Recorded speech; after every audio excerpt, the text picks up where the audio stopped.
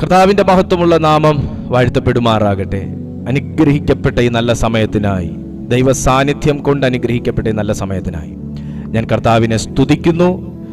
എഫേസ്യർക്ക് എഴുതിയ ലേഖനം 3-ാമത്തെ അധ്യായം അതിൻ്റെ 14 മുതൽ 19 വരെയുള്ള വാക്യം ആദ്യം വായിക്കുകയാണ്. കൂടി വന്ന എല്ലാ ദൈവമക്കളും ബൈബിൾ തുറക്കണം. എല്ലാ ദൈവമക്കളും നിങ്ങളുടെ കയ്യിൽ ആ വിശുദ്ധ പുസ്തകം ഉണ്ടായിരിക്കണം. നിങ്ങൾ ജോയിൻ ചെയ്തതിന് നിങ്ങൾക്കൊരനുഗ്രഹം ഉണ്ടാകേണ്ടതിന്, നിങ്ങൾക്കൊരനുഭവം ഉണ്ടാകേണ്ടതിന് നിങ്ങളുടെ കരങ്ങളിൽ ആ വിശുദ്ധ പുസ്തകം ഉണ്ടായിരിക്കട്ടെ. എഫേസ്യർക്ക് എഴുതിയ ലേഖനം 3-ാമത്തെ അധ്യായം 14 മുതൽ 19 വരെയുള്ള വാക്യം ഞാൻ ആദ്യം വായിക്കുന്നു. അതുനിമിത്തം ഞാൻ സ്വർഗത്തിലും ഭൂമിയിലുമുള്ള സകല കുടുംബത്തിനും പേർ വരുവാൻ കാരണമായ പിതാവിന്റെ സന്നിധിയിൽ മുട്ടുകുത്തുന്നു. അവൻ തന്റെ മഹത്വത്തിന്റെ ധനത്തിനൊത്തവണ്ണം അവന്റെ ആത്മാവിനാൽ നിങ്ങൾ അകത്തെ മനുഷ്യനെ സംബന്ധിച്ച് ശക്തിയോടെ ബലപ്പെടേണ്ടതിനും ക്രിസ്തു വിശ്വാസത്താൽ നിങ്ങളുടെ ഹൃദയങ്ങളിൽ വസിക്കേണ്ടതിനും വരം നൽകണം എന്നും ഞാൻ സ്നേഹത്തിൽ വേരൂന്നി അടിസ്ഥാനപ്പെട്ടവരായി വീതിയും നീളവും ഉയരവും ആഴവും എന്ന് സകല വിശുദ്ധന്മാരോടുകൂടെ ഗ്രഹിപ്പാനും പരിജ്ഞാനത്തെ കവിയുന്ന ക്രിസ്തുവിൻ സ്നേഹത്തെ അറിവാനും പ്രാപ്തരാകുകയും ദൈവത്തിന്റെ എല്ലാ നിറവിനോളവും നിറഞ്ഞു വരികയും വേണം എന്നും പ്രാർത്ഥിക്കുന്നു.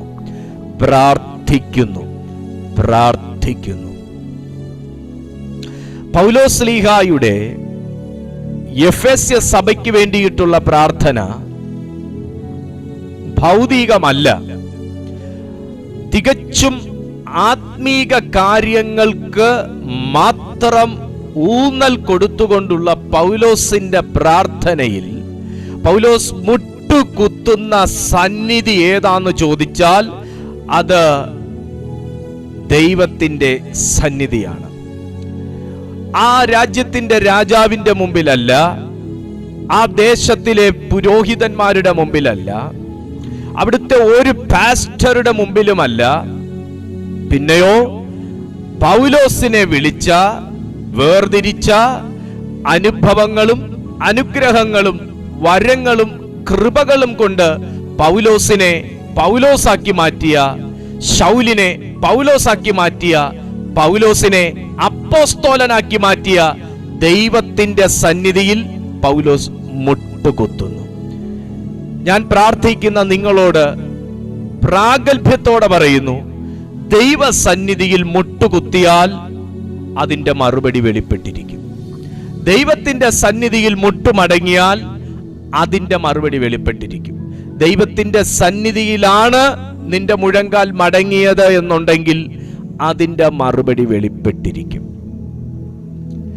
ലേഖനങ്ങളുടെ രാജ്ഞി എന്ന് എഫേസ്യർക്ക് എഴുതിയ ലേഖനത്തെ വിശേഷിപ്പിക്കാനുള്ള ഒരു കാരണവും ഇന്നത് അങ്ങനെ തന്നെ പഠിച്ചും പഠിപ്പിച്ചും പോരുന്നതിന്റെ കാരണവും പൗലോസ് എഫെസോസ് സഭയ്ക്ക് വേണ്ടി മുട്ടുകുത്തിയത് കൊണ്ടാണ്.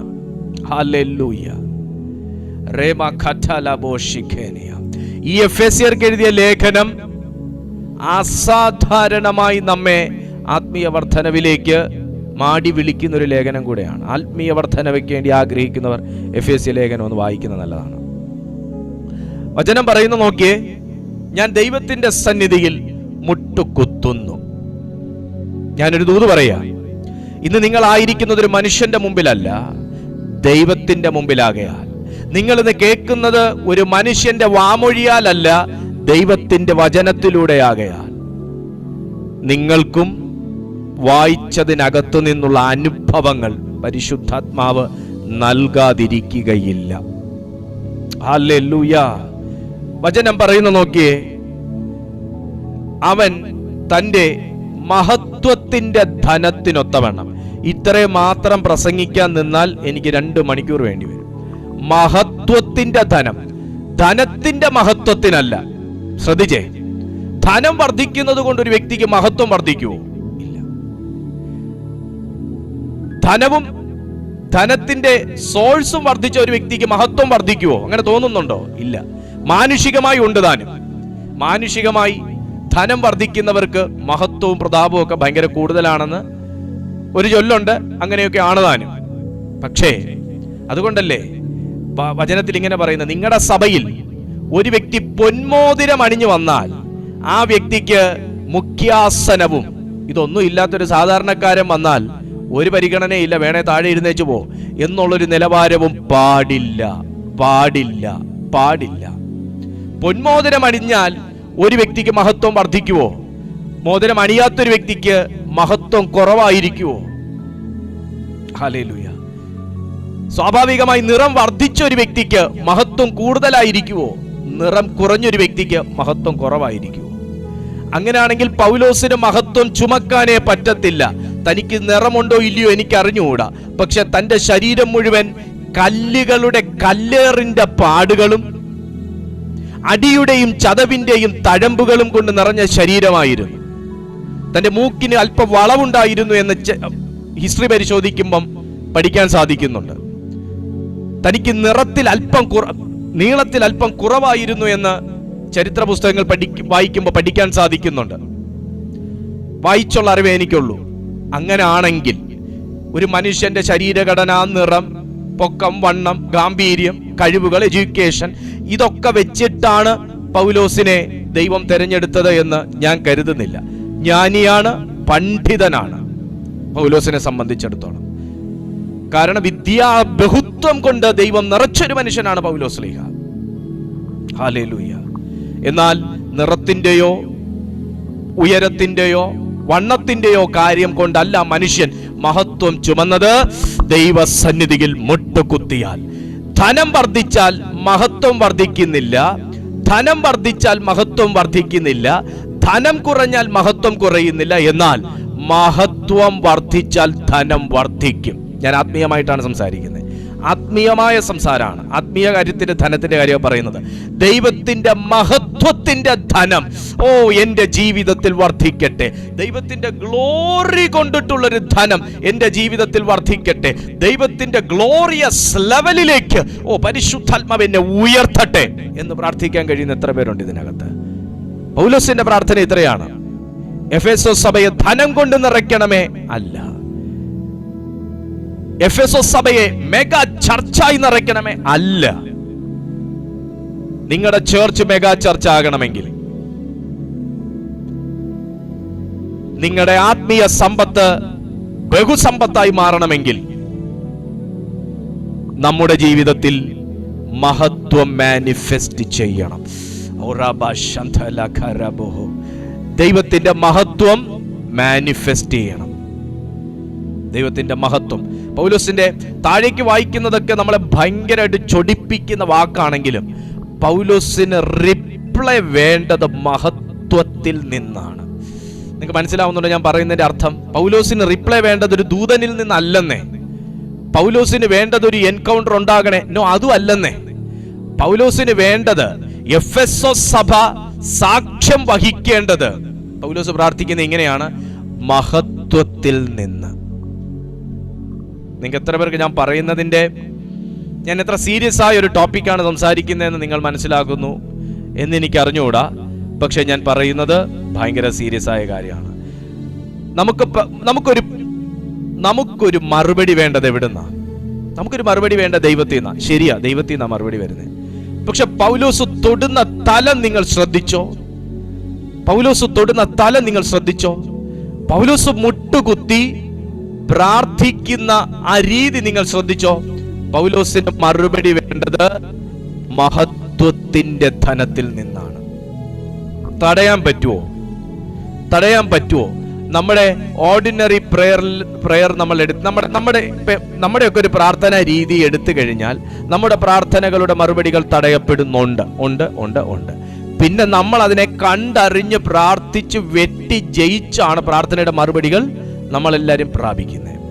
പക്ഷേ ആർക്കും തൊടാനോ തടയാനോ നോക്കാനോ പോലും നോക്കാൻ ശ്രമിച്ചിട്ട് നോക്കാൻ പറ്റാത്ത കാര്യമാണ് ദൈവത്തിന്റെ ഗ്ലോറി. ഞാൻ പറഞ്ഞു മനസ്സിലായോ? നോക്കാൻ ആഗ്രഹമുണ്ടായിട്ടും നോക്കാൻ ശ്രമിച്ചിട്ടും നോക്കാൻ പറ്റാത്ത ഒന്നാണ് ദൈവത്തിന്റെ ഗ്ലോറി. ഈ ഗ്ലോറിയിലേക്ക് നോക്കിയാണ് പൗലോസ് പ്രാർത്ഥിക്കുന്നത്. ഈ ഗ്ലോറിയിൽ നിന്നാണ് പൗലോസ് ഒരു എൻകൗണ്ടർ എക്സ്പെക്ട് ചെയ്യുന്നത്. ചെയ്യേണ്ടത്, ദൈവം ഇടപെടേണ്ടത്, ദൈവം മറുപടി കൊടുക്കേണ്ടത് മഹത്വത്തിൽ നിന്നാണ്. മഹത്വത്തിന്റെ ധനത്തിനൊത്തവണ്ണമാണ്. ഓ മൈ ഗാഡ്, ഇത് പറഞ്ഞിട്ടേ പൗലോസ് താഴെ ആവശ്യങ്ങൾ ബോധിപ്പിക്കുന്നുള്ളൂ. അർത്ഥം ഇതാണ്: മഹത്വത്തിൽ നിന്നൊരു മറുപടി വെളിപ്പെട്ടാൽ തടയാൻ ഒരു മനുഷ്യനോ ഒരു സാത്താനോ ഒരു സാത്താനീയ സംഘടനകൾക്കോ സാധിക്കുകയില്ല. ഒന്ന് പ്രാർത്ഥിച്ചേ. മഹത്വത്തെ തടയാൻ പോന്നവനാരുമില്ല. ഇനി വരാനുള്ളവനുമില്ല, ഇനി വന്നവനും ഇല്ല, ആരുമില്ല. മഹത്വത്തെ തടയാൻ കഴിയുന്ന ഒന്നില്ല. നിങ്ങൾക്ക് ആർക്കെങ്കിലും പ്രകാശത്തെ മറച്ചു പിടിക്കാൻ കഴിയോ? അതുപോലെയാണ് ദൈവത്തിന്റെ മഹത്വത്തെ തടയാൻ കഴിയത്തില്ല. ദൈവത്തിന്റെ മഹത്വത്തിൽ നിന്നൊന്ന് വെളിപ്പെട്ടാൽ അതിനെ തടയാൻ ആർക്കും കഴിയത്തില്ല. ഇന്നൊരു മറുപടി ദൈവത്തിന്റെ മഹത്വത്തിൽ നിന്ന് വെളിപ്പെടട്ടെ. അവൻ തന്റെ മഹത്വത്തിന്റെ ധനത്തിനൊത്തവണ്ണം അവന്റെ ആത്മാവിനാൽ നിങ്ങൾ അകത്തെ മനുഷ്യനെ സംബന്ധിച്ച് ശക്തിയോടെ ബലപ്പെടേണ്ടതിന്. അപ്പൊ എഫെസോ സഭയുടെ പ്രശ്നം അവർ ബലപ്പെടുന്നത് മുഴുവനും പുറത്തെ മനുഷ്യനെയാണ്, അല്ലേ? ഏറിയ ജനവും ഇപ്പൊ ഹെൽത്ത്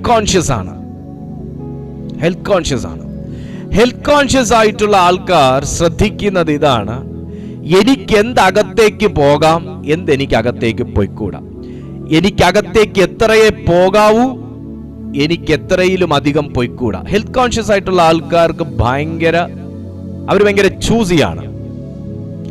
അവര് സെലക്ട് ചെയ്തേ ആഹാരത്തിന്റെ കണ്ടന്റ് ക്വാണ്ടിറ്റി ആണെങ്കിലും അതിന്റെ വേരിയബിൾസ് എല്ലാം അവർ സെലക്ട് ചെയ്തേ അവരെടുക്കത്തുള്ളൂ. അകത്തേക്ക് പോയിക്കൂടാത്തത് പോയിക്കൂടാ. എന്തിനാണെന്നറിയാമോ? ബലപ്പെടാനാണ്. ബലഹീനമാകാതിരിക്കാൻ ബലപ്പെടുത്തുന്നത് അകത്തേക്ക് എടുക്കുന്നു. നിശ്ചിത അളവിൽ അവരകത്തേക്ക് എടുക്കുന്നു. ഇത് ബലപ്പെടാനാണ്. അകത്തെ മനുഷ്യന്റെ കാര്യത്തിലും മറ്റൊരു രീതിയല്ല, ഇതേ രീതി തന്നെ. എന്തകത്തേക്ക് പോയാൽ നീ ബലപ്പെടുമെന്ന് ആദ്യം അറിയണം. എന്തേ അകത്തേക്ക് എടുക്കാവൂ എന്നുള്ളത് നീ അറിഞ്ഞിരിക്കണം.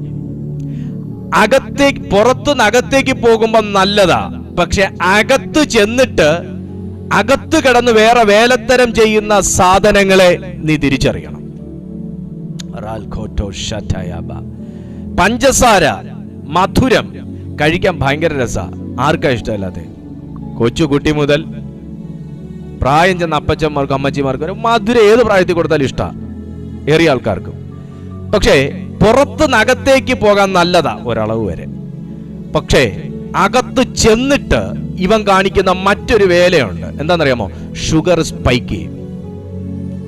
ഹല്ലേലൂയ. ഇത് തിരിച്ചറിയുന്ന ഡോക്ടേഴ്സ് ആണ് പറയുന്നത്, മധുരം അധികം എടുക്കരുത്. മധുരം അധികം എടുക്കാതിരുന്നാൽ നിങ്ങൾക്ക് ആയുസ്സിന് വർധനവുണ്ടാകും എന്ന് പറയുന്നത്. ഇതുപോലെയാണ് കണ്ണിന് കൊള്ളാമെന്നുള്ളതും കാതിന് കൊള്ളാമെന്നുള്ളതും നാവിന് കൊള്ളാമെന്നുള്ളതും എന്നൊക്കെ തോന്നി നമ്മൾ അകത്തേക്ക് അങ്ങ് വലിച്ചെടുക്കും. പക്ഷെ അകത്ത് ചെന്നിട്ട് ഇന്റേണലി നിനക്ക് ബലപ്പെടാൻ സഹായകമല്ലാത്ത ചിലത് അകത്ത് കിടന്ന് പ്രവർത്തിക്കും. ഈ അകത്ത് കിടന്ന് പ്രവർത്തിക്കുന്നത് ബലഹീനത ഉണ്ടാക്കുന്ന സംഭവങ്ങളാണ്. അതിനെ കണ്ടറിഞ്ഞ് എന്തേ എടുക്കാവൂ, എന്തെടുത്തുകൂടാ, നീ എന്നൊന്നും ബലപ്പെട്ടിരിക്കാൻ എന്തേ നിനക്ക് എടുക്കാവൂ എന്ന് അറിയുന്നൊരു മനുഷ്യനെ സംബന്ധിച്ചിടത്തോളം അവൻ എല്ലാ കാലത്തും ബലപ്പെട്ടിരിക്കും. അവൻ ഈ ഭൂമിയിൽ ദൈവം ആയുസ് വെച്ച കാലം വരെയും അവൻ ബലപ്പെട്ടിരിക്കും. അകത്തെ മനുഷ്യനെ സംബന്ധിച്ചിടത്തോളം ഒരു വ്യക്തി ബലപ്പെടണമെന്നുണ്ടെങ്കിൽ ആത്മാവിൽ നിന്നുള്ളത് എടുക്കണമെന്ന് പൗലോസ് പ്രാർത്ഥിക്കുന്നു. ആത്മാവ് രണ്ട് വിധത്തിലുണ്ട്, ദൈവത്തിന്റെ ആത്മാവും സാത്താന്റെ ആത്മാവും. രണ്ടാത്മാവിനും ഫലങ്ങളുണ്ട്. ദൈവത്തിന്റെ ആത്മാവിന്റെ ഫലങ്ങൾ ഞാൻ നിങ്ങളെ പഠിപ്പിക്കേണ്ട, ഈ പഠിപ്പിച്ചുകൊണ്ടിരിക്കുന്നത് തന്നെയാണ് ദൈവത്തിന്റെ ആത്മാവിന്റെ ഫലങ്ങൾ, നല്ലത്. സാത്താന്റെ ആത്മാവിനും ഫലങ്ങളുണ്ട്, അത് ഞാൻ നിങ്ങളെ പഠിപ്പിക്കേണ്ട, അറിയാം. എന്തകത്തേക്ക് എടുത്തുകൂടാ. ഒന്നും കൂടെ വൃത്തിയായിട്ട് പറഞ്ഞാൽ, ദൈവത്തിനും എനിക്കും മധ്യത്തിൽ ഭിന്നിപ്പും ശത്രുതയും ഉണ്ടാക്കുന്നതൊന്നാണ് സാത്താനിൽ നിന്ന് വരുന്ന ഫലം. ഇവിടെ പൗലോസ് പ്രാർത്ഥിക്കുന്നു, ദൈവത്തിന്റെ മഹത്വത്തിന്റെ ധനത്തിൽ നിന്ന് വരുന്ന ഗിഫ്റ്റുകൾ, വരങ്ങൾ, കൃപകൾ, ജ്ഞാനം കൊണ്ട് എഫെസോസ് സഭ അനുഗ്രഹീതമാകണം. ഈ വചനം ഇന്ന് ഞാൻ ഈ സഭയ്ക്ക് വേണ്ടി എടുക്കുമ്പോൾ, നിങ്ങൾ പ്രോസ്പർ ആകാൻ ആഗ്രഹിക്കുന്നുവെങ്കിൽ, അകത്തെ മനുഷ്യനെ സംബന്ധിച്ച് നിങ്ങൾ ശക്തിയോടെ പുതുക്കപ്പെടാൻ, ബലപ്പെടാൻ ആഗ്രഹിക്കുന്നു എന്നുണ്ടെങ്കിൽ, നിങ്ങൾ ചൂസ് ചെയ്യേണ്ടത് ദൈവത്തിന്റെ ആത്മാവിൽ നിന്നാണ്. പൗലോസ് മുട്ടുകുത്താൻ കാരണം എന്താണെന്നറിയാമോ? ആള് ബലഹീനനായോണ്ടല്ല, അകത്തെ മനുഷ്യനെ സംബന്ധിച്ച് ആള് ശക്തനായതുകൊണ്ടാണ്. ദൈവമക്കളെ, ചില വിഷയങ്ങൾ നമ്മുടെ ജീവിതത്തിലേക്ക് കണ്ണും തുറപ്പിച്ച് കയറി വരുമ്പോൾ നമ്മൾ ബലഹീനപ്പെടാറുണ്ട്. പക്ഷെ പലപ്പോഴും അകത്തെ മനുഷ്യൻ ബലപ്പെട്ടത് കൊണ്ട് നിങ്ങളുടെ പ്രാർത്ഥനാ പായിൽ മുട്ടുമടക്കാൻ ഒരു മനസ്സ് നിങ്ങൾക്കുണ്ടായില്ലേ? പ്രാർത്ഥിക്കാം എന്നൊരു ചിന്ത നിങ്ങളുടെ ഉള്ളിലേക്ക് വന്നില്ലേ? ഇതകത്തെ മനുഷ്യന്റെ ബലം നഷ്ടപ്പെട്ടിട്ടില്ല എന്നുള്ളതിന്റെ തെളിവാണ്. എന്നാൽ ചിലതൊക്കെ പ്രാർത്ഥിച്ച് മടുത്തു എന്നും, പ്രാർത്ഥിച്ചിട്ട് എന്തിനാ എന്നും, ഇനി ആരെങ്കിലും വിളിച്ച് പ്രാർത്ഥിച്ചിട്ട് എന്താ ഗുണമെന്നും, നേരം ഇത്രയും വൈകിയില്ലേ, കാലം ഇത്രയും താമസിച്ചില്ലേ, ഇനി ഒരു മറുപടി കിട്ടുമോ എന്ന് പോലും അറിയത്തില്ല എന്നുമുള്ള ചിന്തകളിലേക്ക് നിങ്ങളെ കൊണ്ടെത്തിക്കുന്നത് അകത്തെ മനുഷ്യന്റെയും കൂടെ ശക്തി കുറഞ്ഞു പോയിട്ടാണ്. പൗലോസിന് മുട്ടുകുത്താൻ മടിയില്ല, പൗലോസിന് പ്രാർത്ഥിക്കാൻ മടിയില്ല, യേശു കർത്താവിന് മുട്ടുകുത്താൻ മടിയില്ല, യേശു കർത്താവിന് പ്രാർത്ഥിക്കാൻ മടിയില്ല. യേശു കർത്താവ്, നമ്മള് ഗെത്സമന തോട്ടത്തിലെ പ്രാർത്ഥനയെ കുറിച്ച് പഠിച്ചപ്പോ 2 വട്ടവും മറുപടി വെളിപ്പെട്ടിട്ടില്ലെങ്കിലും 3-ാം വട്ടവും അടുത്ത ബലത്തിൽ കയറിയിരുന്ന് പ്രാർത്ഥിച്ച് സ്വർഗത്തിൽ നിന്ന് മറുപടി വെളിപ്പെടുത്താൻ യേശുവിന് മടുപ്പില്ലായിരുന്നു. കാരണം അകത്തെ മനുഷ്യനെ സംബന്ധിച്ച് ശക്തിയോടെ ബലപ്പെട്ടൊരു വ്യക്തിത്വം തന്നിലുണ്ടായിരുന്നു. ഒരു പ്രാർത്ഥന മനുഷ്യൻ അദ്ദേഹത്തിൽ ജീവിച്ചിരുന്നു, ക്രൈസ്റ്റിൽ ജീവിച്ചിരുന്നു. ഹല്ലേലൂയ. എന്തുകൊണ്ടാണ് ക്രൈസ്റ്റ് എന്ന് വിളിച്ചത്? അഭിഷിക്തനായതുകൊണ്ടാണ്. an anointed one. അഭിഷിക്തനായതുകൊണ്ടാണ്. ഒരു വ്യക്തി എപ്പോഴാണ് അനോയിന്റഡ് ആയി മാറുന്നത്, എപ്പോഴാണ് അഭിഷിക്തനായി മാറുന്നത്? മടുപ്പില്ലാത്ത പ്രാർത്ഥനയുടെ ആത്മാവിൽ ആ മനുഷ്യൻ വസിക്കുമ്പോഴാണ്. Hallelujah, praise God, hallelujah. എപ്പോഴാണ് അഭിഷിക്തയായി നിങ്ങൾ മാറുന്നത്? മടുപ്പില്ലാത്ത ഒരാത്മ മനുഷ്യൻ, മടുക്കാത്ത, ക്ഷീണിക്കാത്ത, ഉറക്കം വരാത്ത ഒരകത്തെ മനുഷ്യൻ നിങ്ങളിൽ ഡെവലപ്പ് ചെയ്യുമ്പോഴാണ് നിങ്ങളൊരു അഭിഷിക്ത ആയി മാറുന്നത്. Praise God, hallelujah. റോഹോബോ ശഖതയബ ലെഥറോരോ ഖുഫേൽ ബറാഹൗസിനിയ in the mighty name of God. ഇന്നകത്തെ മനുഷ്യനെ സംബന്ധിച്ച് ശക്തിയോടെ ബലപ്പെടണമെങ്കിൽ, നിങ്ങൾക്ക് ബലപ്പെടണോ? നിങ്ങളുടെ തലമുറകൾക്ക് ബലപ്പെടണോ? നിങ്ങളുടെ സഭയ്ക്ക് ബലപ്പെടണോ? മുട്ടുകുത്തുന്നൊരു മനോഭാവം ഉണ്ടാകട്ടെ. മുട്ടുകുത്തുന്നൊരു മനോഭാവം ദൈവസന്നിധിയിൽ, മനുഷ്യന്റെ മുമ്പിലല്ല, മനുഷ്യന്റെ മുമ്പിലല്ല, ദൈവത്തിന്റെ മുമ്പിൽ മുട്ടുകുത്തുന്ന ഒരു സ്വഭാവം ഉണ്ടാകട്ടെ. എത്ര കൃപയുള്ള മനുഷ്യനാ! നമുക്ക് പൊതുവെ പ്രാർത്ഥിക്കാൻ മടിയാ അല്ലേ? പൊതുസഭയിൽ പ്രാർത്ഥിക്കാൻ ഒരു മടിയുള്ള വ്യക്തികളുണ്ടോ? ഇതിനകത്ത് 5 പേരുടെ മുമ്പിലിരുന്ന് പ്രാർത്ഥിക്കാൻ മടിയുള്ള വ്യക്തികളുണ്ടോ? പക്ഷേ വരങ്ങൾ കൊണ്ട് സമ്പന്നമാകുന്ന പൗലോസ് എന്ന മനുഷ്യൻ മുട്ടുകുത്തുകയാ. മനുഷ്യരുടെ മുമ്പിൽ, ദൈവത്തിന്റെ മുമ്പിൽ വാക്കുകൊണ്ട് മുട്ടുകുത്തുകയാ, പ്രവൃത്തി കൊണ്ട് മുട്ടുകുത്തി. ചെയ്തത് അദ്ദേഹം വിളിച്ചു പറഞ്ഞേ, ഞാൻ മുട്ടുകുത്തിയത് എന്തിനാണെന്നറിയാവോ? നിങ്ങൾ ഈ കാര്യങ്ങൾക്കകത്ത് നിറയാൻ വേണ്ടിയിട്ടാ. ഞാനൊരു ദൂത് പറയാട്ടോ, പലവട്ടം മുട്ടുകുത്തി എന്നിട്ടും മറുപടികളില്ല എന്ന് പറയരുത്. പലപ്പോഴും ഞാൻ കഴിഞ്ഞ ദിവസം മെസ്സേജ് പറഞ്ഞുകൊണ്ടിരുന്നപ്പോൾ കർത്താവ് എൻ്റെ ഉള്ളിൽ തന്നൊരു ആശയം ഇങ്ങനെയാണ്: മുട്ടുകുത്തുന്നവരുടെ മുമ്പിൽ എപ്പോഴും ദൈവം മറുപടികളൊന്നും കാണിച്ചു കൊടുക്കാറില്ല. പക്ഷേ നീ ഇവിടെ മുട്ടുകുത്തുമ്പോൾ ദൈവം തൊടേണ്ടവരെ തൊടേണ്ട ഇടത്ത് തൊടേണ്ട പോലെ തൊടുന്നില്ലെന്ന് പറയാൻ നമുക്കാർക്കും കഴിയത്തില്ല. കാരണം പ്രവൃത്തി ദൈവത്തിൻ്റെതാ, പ്രാർത്ഥന എൻ്റെതാ, പക്ഷെ പ്രവൃത്തി ദൈവത്തിൻ്റെതാ. മാറ്റമില്ല എന്ന് പറയരുത്. ദൈവസന്നിധി മുട്ടുകുത്തിയിട്ട് മാറ്റമില്ല എന്ന് പറയരുത്. കർത്താവ് സ്റ്റേറ്റ്മെന്റ് എടുക്കും. ദൈവം സ്റ്റേറ്റ്മെന്റ് എടുക്കും. മോനെ, നീ മുട്ടുകുത്തിയ നിന്റെ മുമ്പിൽ പലപ്പോഴും പ്രാർത്ഥനയ്ക്ക് മറുപടി കിട്ടി, അല്ലെങ്കിൽ ദൈവം പ്രാർത്ഥന കേട്ടു, ഒന്നും കണ്ടില്ലല്ലോ, ദർശനം ഒന്നും കണ്ടില്ലല്ലോ. അതൊക്കെ അടയാളം തിരയുന്നവരുടെ സ്വഭാവമാണ്.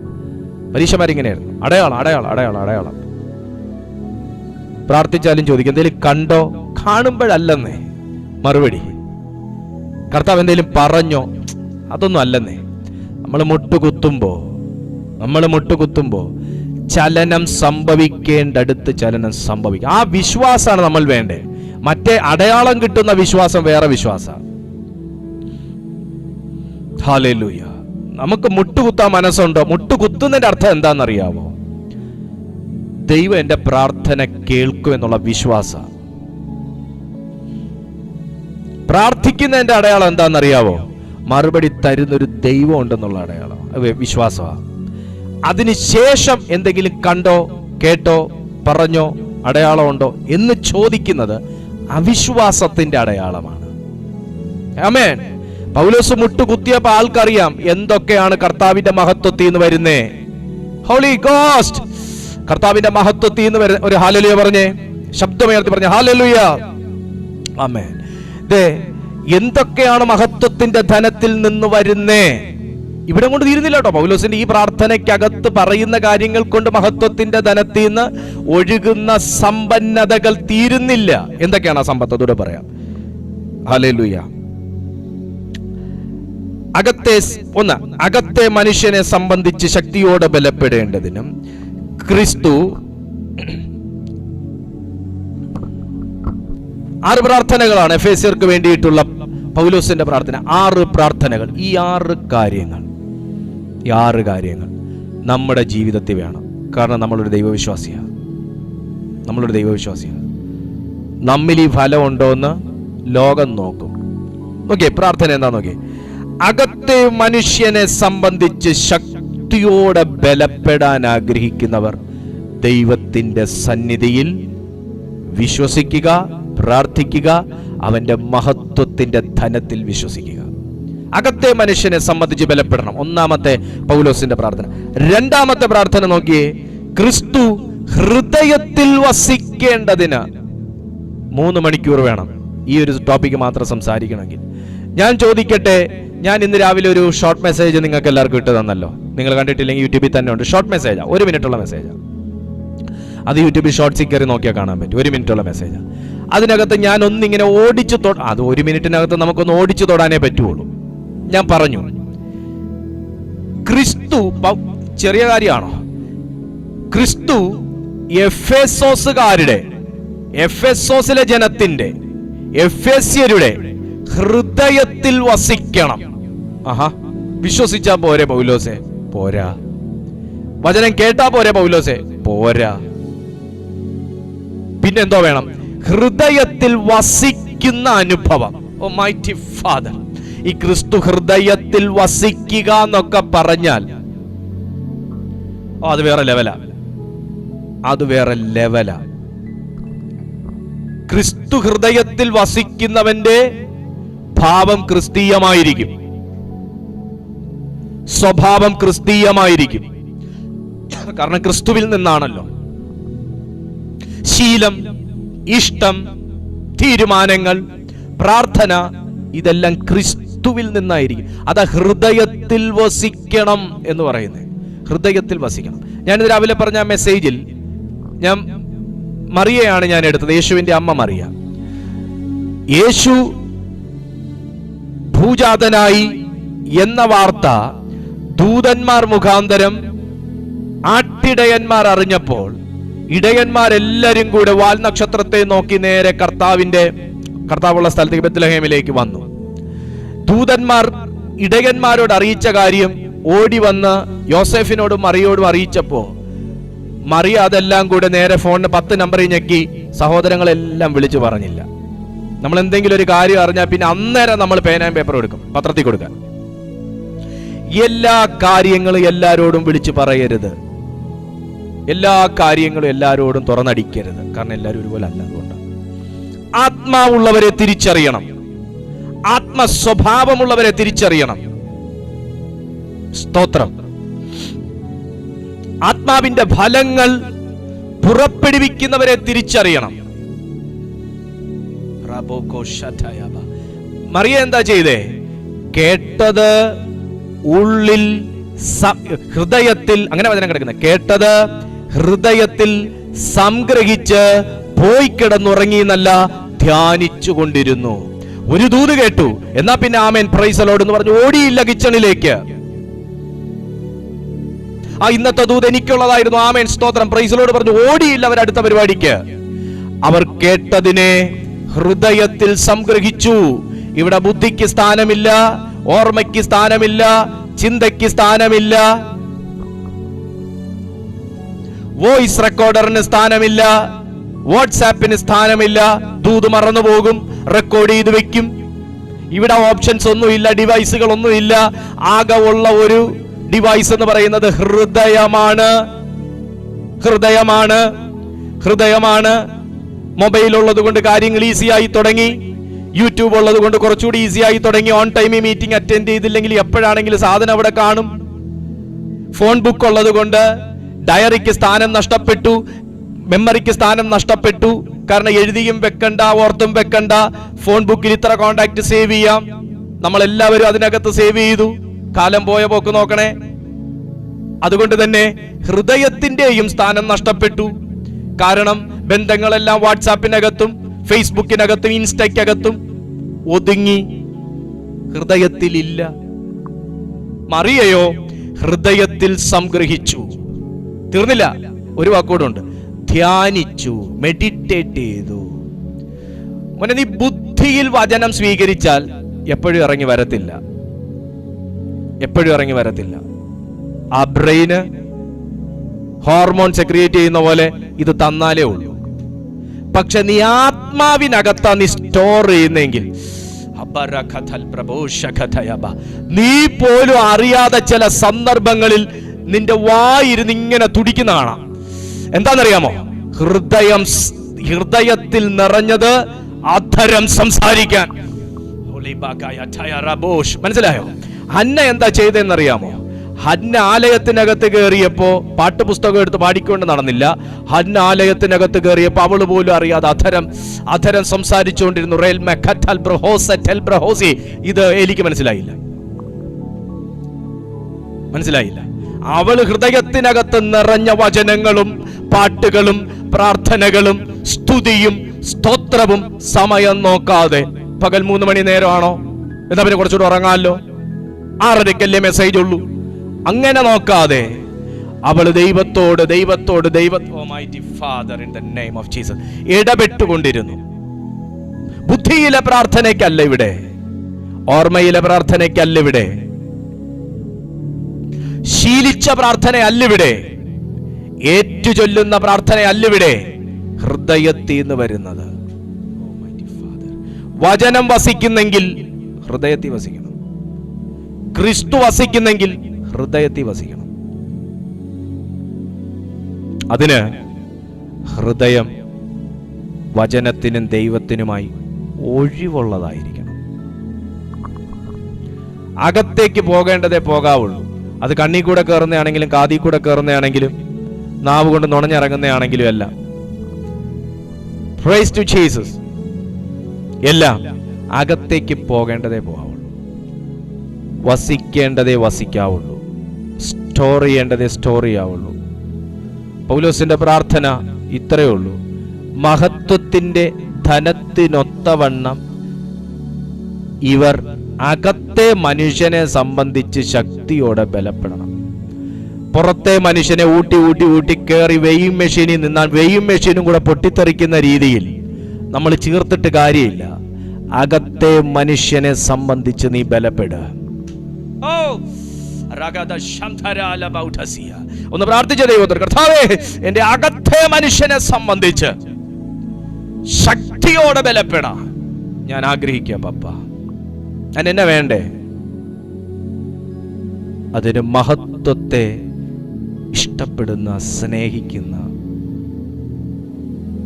കറകളഞ്ഞൊരു സ്നേഹം നമുക്ക് ദൈവത്തോടും ദൈവത്തിന്റെ വചനത്തോടും വേണം. സ്വരമുയർത്തി പറഞ്ഞ ഹല്ലേലൂയ, ഹല്ലേലൂയ. ഇന്നത്തെ മെസ്സേജിനുള്ള ടൈം തീർന്നു. അകത്തെ മനുഷ്യനെ സംബന്ധിച്ച് ശക്തിയോടെ ബലപ്പെടണം. രണ്ടാമത്തെ പ്രാർത്ഥനയായിരുന്നു കേട്ടോ പൗലോസിന്റെ. മൂന്നാമത്തെ എന്താ പ്രാർത്ഥന? 6 പ്രാർത്ഥനകളാണ് എഫെസ്യർക്ക് വേണ്ടി പ്രാർത്ഥിക്കുന്നത്. മൂന്നാമത്തെ പ്രാർത്ഥന എന്തായിരുന്നു? സ്നേഹത്തിൽ വേരൂന്നി അടിസ്ഥാനപ്പെട്ടവരാകേണ്ടതിന്. സ്നേഹത്തിൽ വേരൂന്നി. ഇതും വേരുള്ള ഒരു സ്നേഹത്തെ കുറിച്ചാ പറയുന്നത്. ആഹാ, വേരുള്ളൊരു സ്നേഹത്തെ കുറിച്ചാ പറയുന്നത്. Can you please pray for me എന്ന് ചോദിക്കുന്ന ഒരു സ്നേഹമല്ല, അതിന് വേരില്ല, അതിന് വേരില്ല. ഇവിടെ പൗലോസ് പ്രാർത്ഥിക്കുന്ന വേരുള്ള സ്നേഹം എവിടുന്ന് കിട്ടും? ആത്മാവിന്ന് കിട്ടും. ആത്മാവിന്ന് കിട്ടുന്നേ, ആത്മാവിന്ന് കിട്ടും. ദൈവത്തെ നിനക്ക് സ്നേഹിക്കണമെങ്കിലും, മനുഷ്യനെ നിങ്ങൾക്ക് കറകളഞ്ഞ് സ്നേഹിക്കണമെങ്കിലും വേറുള്ളൊരു സ്നേഹം ഉണ്ടാവണം. അവരിന്ന് എന്തെങ്കിലും കിട്ടുവോ, എന്തെങ്കിലും നമുക്ക് ബെനിഫിറ്റ് ഉണ്ടോ എന്ന് ചിന്തിക്കുന്ന ഒരു സ്നേഹമല്ല. റിയൽ ക്രൈസ്റ്റിന്റെ സ്നേഹം നോക്കിയാൽ മതി, യേശുവിന്റെ സ്നേഹം നോക്കിയാൽ മതി. തന്നെ അടിച്ചവനെ, തന്നെ മർദ്ദിച്ചവനെ, തന്റെ നെഞ്ചിൽ കുന്തം കൊണ്ട് കുത്തിയവനെ, മുറിവേൽപ്പിച്ചവനെ, ആണി അടിച്ചവനെ, കാലുകൂട്ടി പിടിച്ചു കൊടുത്തവനെ, വിധിച്ചവനെ, ശിക്ഷയ്ക്ക് വിധിച്ചവനെ, എല്ലാവരെയും യേശു സ്നേഹിച്ചു. വേറുള്ള സ്നേഹം, വേറുള്ള സ്നേഹം. നമ്മൾ എന്തുകൊണ്ടാ ആത്മീയ ജീവിതത്തിൽ നിന്ന് പതറിപ്പോണേന്നറിയോ, ഷെയ്ക്കാകുന്നതെന്നറിയോ? ഇടയ്ക്കെങ്കിലും ഒരു ഉലച്ചിൽ, അപ്രതീക്ഷിതമായൊരു ഉലച്ചിൽ വരുന്നതെന്നറിയാമോ? വേരിന് പിടുത്തമില്ലാത്തതുകൊണ്ടാണ്. നിങ്ങൾക്ക് ആർക്കെങ്കിലും ഒരു ആൽമരത്തെ എനിക്ക് ആട്ടി കാണിച്ചു തരാമോ? ആൽമരത്തെ ആട്ടി കാണിച്ചു തരാമോ? കാര്യം എന്നാണെന്നറിയാമോ? അതിൻ്റെ ആ ചുവട് നോക്കിയാൽ മതി. മുരിങ്ങയുടെ ചുവടിൻ്റെ കനമല്ല, മുരിങ്ങ മരത്തിൻ്റെ ചുവടിൻ്റെ കനമല്ല, ആൽമരത്തിൻ്റെ ചുവടിന് കുറച്ചുകൂടെ കനമുണ്ട്. വേരിൻ്റെ മുകളിൽ വേരുകളുമായി അതിൻ്റെ നിലനിൽപ്പ്, അതിൻ്റെ നിൽപ്പ് എന്ന് പറയുന്നത് ഭയങ്കരമാണ്. ആൽമരം അല്ലേ? കാര്യം എന്നാ? അതിൻ്റെ വേരിൻ്റെ രീതികളാണ്, അതിൻ്റെ ഉറപ്പാ അതിൻ്റെ കാരണം. 4, 3, 7 വേരല്ല ആൽമരത്തിനുള്ളത്.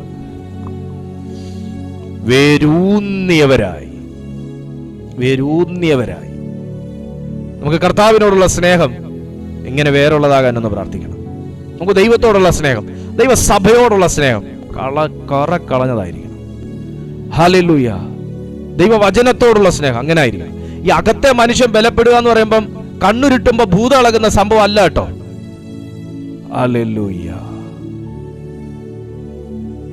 അകത്തെ മനുഷ്യനെ സംബന്ധിച്ച് ശക്തിയോടെ, ഈ ശക്തി ഇരിക്കുന്ന എല്ലാത്തിലും ഉണ്ട്. ദൈവ സ്നേഹത്തിൽ ശക്തിയുണ്ട്, ദൈവവചനത്തിനകത്തുള്ള ശക്തിയുണ്ട്, ദൈവത്തിലുള്ള വിശ്വാസത്തിന്റെ ശക്തിയുണ്ട്,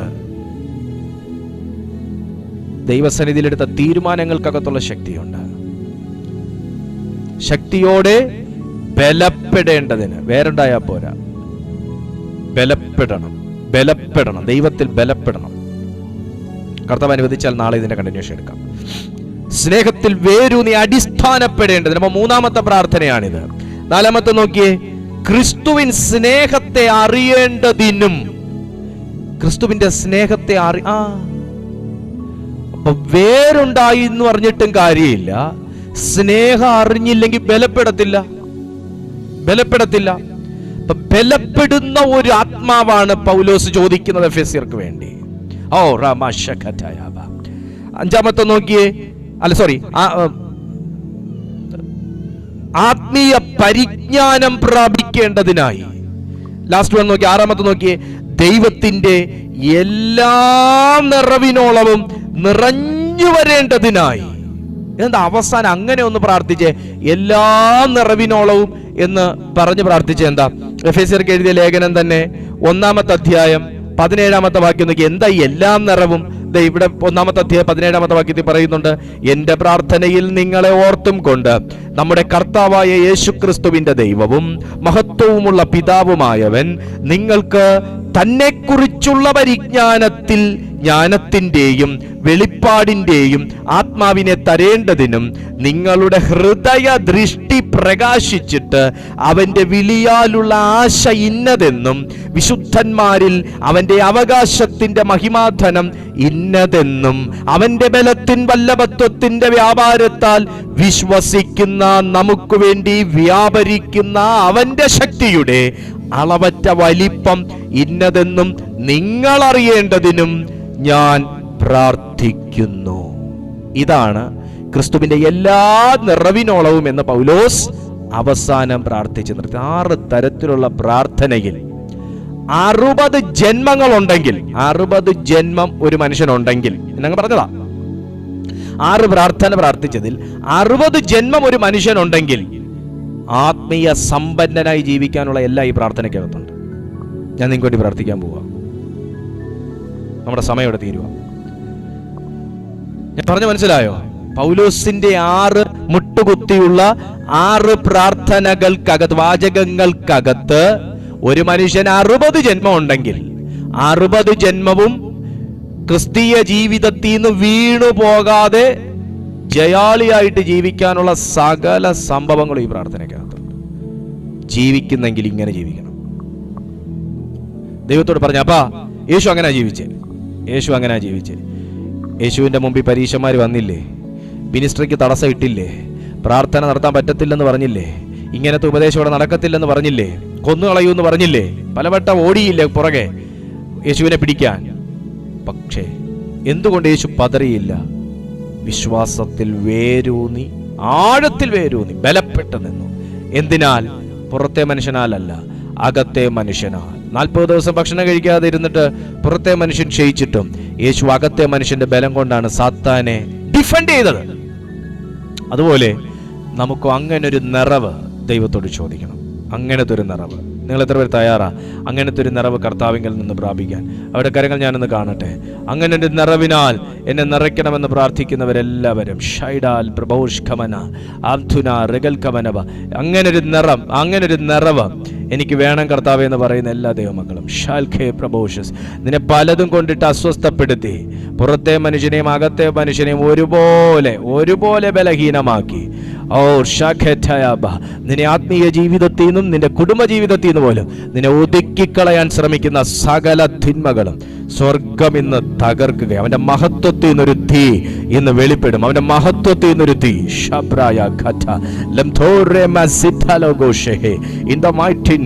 നമുക്ക് ഈ വചനങ്ങളൊക്കെ അറിയാമെങ്കിലും പ്രയോജനപ്പെടാൻ അനുവദിക്കാതെ തടയുന്ന മണ്ഡലങ്ങളെ സ്വർഗം വെട്ടാൻ പോവാ. ആരുടെയൊക്കെയോ ജീവിതത്തിൽ അകത്തെ മനുഷ്യൻ ബലപ്പെടുന്നതിന് തടസ്സമായി നിൽക്കുന്ന സകലത്തെയും സ്വർഗം ക്യാൻസൽ ചെയ്യുന്നു. Shail ബ്രോഖോസ് in the mighty name.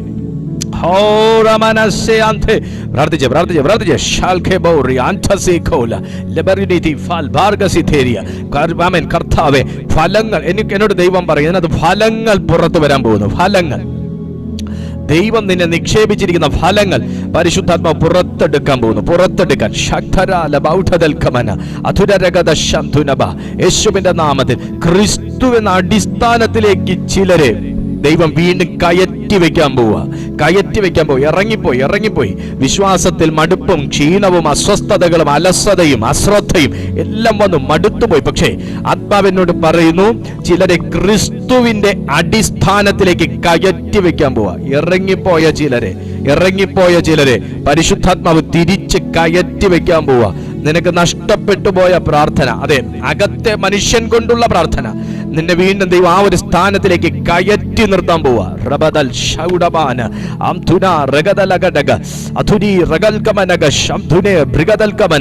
അങ്ങനെ ഒരു വരം വേണമെന്ന് ആഗ്രഹമുള്ളവർ ക്രിസ്തുവിന്റെ ആത്മാവ് സംബന്ധിച്ച്, അകത്തെ മനുഷ്യനെ സംബന്ധിച്ച് ശക്തിയോടെ ബലപ്പെടണമെന്ന് ആഗ്രഹമുള്ളവർ ഈ സെക്കൻഡിൽ കർത്താവിനോട് ചോദിച്ചാട്ടെ.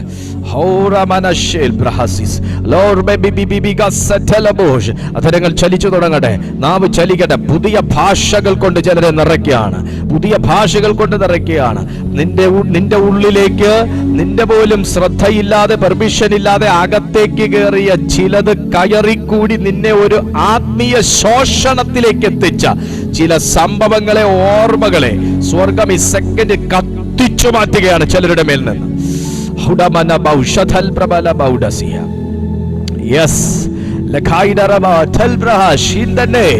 യേശുവിന്റെ നാമത്തിൽ സ്വർഗീയ തീ തീ തീ തീ in the mighty name of God, mighty name of God. ആമേൻ. ആരുടെയൊക്കെ ഉള്ളിൽ ഒരു ഭയങ്കര ശുദ്ധീകരണത്തിന്റെ തീ, അതെ, ക്ലയോപ്പാവിന്റെയും ഭാര്യയുടെയും ഉള്ളിൽ കയറിക്കൂടിയ ചില സംശയങ്ങൾ, തർക്കങ്ങൾക്കകത്തേക്ക് യേശുവിന്റെ വാമൊഴിയാൽ ചില വചനങ്ങൾ, യേശുവിന്റെ സ്വന്തം ശബ്ദത്താൽ ചില വചനങ്ങൾ അകത്തേക്ക് കയറിയപ്പോ, യേശു ആമേൻ തന്റെ കണ്ണിന് മറഞ്ഞപ്പോ ഭാര്യയും ഭർത്താവും കൂടെ ഒരുമിച്ച് പറയാണ്, അല്ലയോ ആ മനുഷ്യൻ നമ്മളോട് തിരുവെഴുത്തുകളെ വിവരിച്ച് തെളിയിച്ചു കൊണ്ടിരുന്നപ്പോൾ നമ്മുടെ ഉള്ളം കത്തിക്കൊണ്ടിരുന്നില്ലയോ? നീ ഒരു കാലം ദൈവസന്നിധിയിൽ കത്തിയതല്ലേ? ഒരു കാലം നീ ദൈവവചനം കേട്ടപ്പോൾ നീ ആത്മാവിൽ നിറഞ്ഞതല്ലേ? പക്ഷേ ആ പഴയ കത്തൽ, പഴയ ചൂട്, പഴയ തീ, പഴയ അഭിഷേകം, പഴയ പ്രാർത്ഥന നഷ്ടപ്പെട്ടു പോയ ചിലരോട് ദൈവാത്മാവ് പറയുന്നു, യഹോവ നിന്റെ ദീപത്തെ കത്തിക്കുന്നു. ദൈവം നിന്റെ ദീപത്തെ കത്തിക്കുന്നു. സ്വർഗം നിന്റെ ദീപത്തെ കത്തിക്കുന്നു. Right now, right now, right now, right now, right now, the fire. Rabada shater yamtere. Yes, the fire, fire. എനിക്കറിയാം, അസാധാരണമായ തീ ചിലരുടെ ശരീരത്തിൽ കത്തുന്നു. സ്വർഗം അത് ചെയ്യുന്നു. യേശുവിന്റെ നാമത്തിൽ എല്ലാ അടിമത്തങ്ങളും പൊട്ടിപ്പോട്ടെ, എല്ലാ പൈശാചിക ചങ്ങലകളും ക്യാൻസൽ ആകട്ടെ, പൊട്ടിപ്പോട്ടെ. എല്ലാ ഇരുട്ടിന്റെ ചങ്ങലകൾ പൊട്ടിമാറട്ടെ, എല്ലാ സാത്താനി അവകാശങ്ങൾ പൊട്ടട്ടെ, എല്ലാ രോഗബന്ധനങ്ങൾ അഴിയട്ടെ യേശുവിന്റെ നാമത്തിൽ. പുറത്തെ മനുഷ്യനാലുള്ള ബലഹീനത നിമിത്തം അകത്തെ മനുഷ്യരും കൂടെ ബന്ധിക്കപ്പെട്ടു പോയ അവസ്ഥകൾ യേശുവിന്റെ നാമത്തിൽ പൊട്ടട്ടെ, ചങ്ങലകൾ അഴിയട്ടെ. Right now, in the mighty name, അകത്തെ മനുഷ്യനെ കൊണ്ട് പുറത്തെ ബന്ധനം തകർക്കാൻ ദൈവം നിന്നെ ഉപയോഗിക്കാൻ പോവുകയാണ്. അകത്തെ മനുഷ്യന്റെ ശക്തി കൊണ്ട് പുറത്തെ മനുഷ്യന്റെ ബന്ധനങ്ങൾ തകർക്കാൻ ദൈവം നിന്നെ നിറയ്ക്കുകയാണ്. അകത്തെ മനുഷ്യന്റെ ശക്തിയാൽ നിന്റെ ജീവിതത്തിൽ പുറമേ കാണുന്ന ചില ബന്ധനങ്ങളെ തകർത്ത് മുന്നേറാൻ ദൈവം നിന്നെ നിറയ്ക്കുകയാണ് ഈ സെക്കൻഡിൽ, യേശുവിന്റെ നാമത്തിൽ. അങ്ങനെ ഒരു നിറവ് ചിലരുടെ ആത്മാവിലേക്ക് സ്വർഗം പകരുകയാണ്, അകത്തെ മനുഷ്യനിലേക്ക്. Right now, release.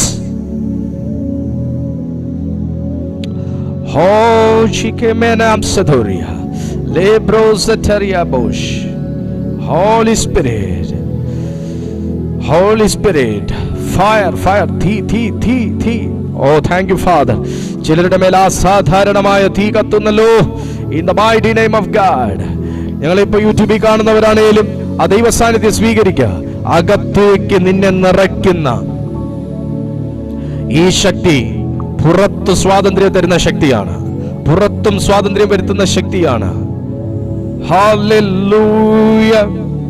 ശിംശോനെ 7 ഞാങ്ങണകൾ കൊണ്ട് കെട്ടിയപ്പോഴും ശിംശോൻ അത് തകർത്തത് പുറത്തെ സ്വാതന്ത്ര്യവും ശക്തിയും കൊണ്ടല്ല, അകത്ത് വ്യാപരിച്ച ദൈവശക്തിയാലാണ്. എന്നതുപോലെ നിന്നെക്കുറിച്ച് ദൈവം കണ്ടിരിക്കുന്ന കാഴ്ചപ്പാടുകളിൽ നിന്ന് നിന്നെ പുറത്തു കൊണ്ടുവരുവാൻ സ്വർഗം നിന്നെ ബലപ്പെടുത്തുകയാണ് ഈ സമയം. ബലപ്പെടുക, ദൈവത്തിന്റെ ശക്തിയാൽ നിറയുക. ഇപ്പോൾ അത് സ്വീകരിക്കുക യേശുവിന്റെ നാമത്തിൽ. പിതാവേ, ഞാൻ ഈ ജനത്തിനായി പ്രാർത്ഥിക്കുന്നു. ഇനി വചനം കണ്ടുകൊണ്ടിരിക്കുമ്പോൾ in the name Gloria Mazerana Rosunia Ribaskolo Nafar Badijadala. ഈ മെസ്സേജ് കേട്ടുകൊണ്ടിരിക്കുമ്പോൾ തന്നെ കർത്താവേ, ഇവരെ ദൈവാത്മശക്തിയിൽ നിറച്ചിരിക്കയാൽ സ്തോത്രം, പരിശുദ്ധാത്മാവിന്റെ ജീവനാൽ നിറച്ചിരിക്കയാൽ സ്തോത്രം, ആദ്യന്ത ശക്തിയാൽ നിറച്ചിരിക്കയാൽ സ്തോത്രം. ദൈവമേ, ഞങ്ങൾ ദൈവസന്നിധിയിൽ മുട്ടുകുത്തുന്നു. ഞങ്ങൾ ഇന്ന് വായിച്ച വചനത്തിനകത്തുള്ള എല്ലാ ആത്മീയ നന്മകളാലും ഞങ്ങളെ നിറച്ച് വിശ്വാസത്തിലും പ്രാർത്ഥനയിലും അടിസ്ഥാനപ്പെട്ടവരും വേരൂന്നിയവരുമായി ദൈവത്തിന് ഫലം കായ്ക്കുന്നവരായിരിക്കാൻ ഞങ്ങളെ സഹായിക്കണമേ. എൻ്റെ കർത്താവേ, ഈ മുമ്പിലായിരിക്കുന്ന ഓരോ ജനത്തെയും അപ്രകാരം തന്നെ പിതാവാക്കി എടുക്കണമേ. ഇപ്പോൾ എല്ലാ ശാരീരികമാകുന്ന ക്ഷീണവും മാനസികമാകുന്ന അസ്വസ്ഥതകളും അകത്തെ മനുഷ്യന്റെ ശക്തിയാൽ ഞങ്ങൾ തകർത്തു മാറ്റി ജയം പ്രഖ്യാപിക്കുകയാണ്. ദൈവിക സൗഖ്യം നൽകിയതിനായി സ്തോത്രം. മഹത്വം മുഴുവൻ അങ്ങേക്ക്. അതിന് യേശുവിൻ നാമത്തിൽ തന്നെ ആമേൻ. കർത്താവ് വലിയ കാര്യങ്ങൾ നിങ്ങളുടെ ജീവിതത്തിൽ ചെയ്തിട്ടുണ്ട്. നിങ്ങളുടെ പ്രാർത്ഥനാ വിഷയങ്ങൾ വാട്സാപ്പിൽ ഈ നമ്പറിൽ അറിയിച്ചാട്ടെ. ദൈവം അത്ഭുതകരമാകുന്ന നിലകളിൽ ഇന്ന് പലരെയും തൊട്ടിട്ടുണ്ട്. നഷ്ടപ്പെട്ടു പോയ പ്രാർത്ഥനാ ജീവിതത്തിനകത്ത് ഒരു ജീവൻ വന്നിട്ടുണ്ട്. അവിശ്വാസത്തിനകത്ത് ഒരു വിടുതൽ വന്നിട്ടുണ്ട്. മടുപ്പുകൾക്കകത്തൊരു വിടുതൽ വന്നിട്ടുണ്ട്. ഒത്തിരി കാര്യങ്ങൾ സൗഖ്യങ്ങൾ ഉൾപ്പെടെ ഇതിനകത്ത് നടന്നിട്ടുണ്ട്. ദൈവം നിങ്ങളെ സഹായിക്കട്ടെ, അനുഗ്രഹിക്കട്ടെ.